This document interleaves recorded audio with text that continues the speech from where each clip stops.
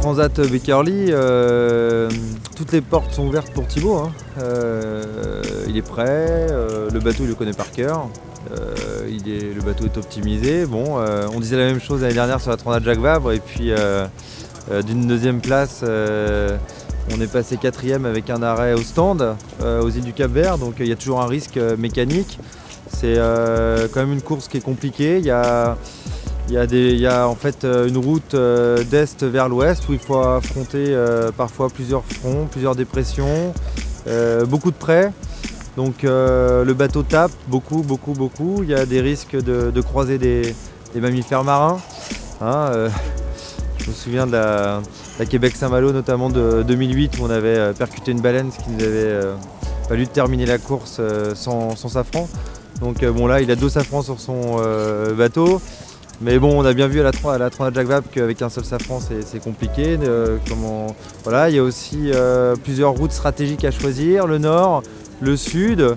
Le nord c'est plus court mais c'est plus dangereux, il y a les glaces, il y a aussi près des bancs de Terre-Neuve des phénomènes thermiques qui font qu'il n'y a aucune visibilité.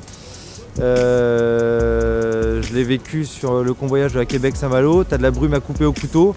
Tu as du vent, donc le bateau avance vite, sans visibilité, c'est assez impressionnant. Tu as la route sud qui est plus sûre, avec moins de danger sur l'océan, mais par contre avec des risques de pétole à l'arrivée et plus de distance.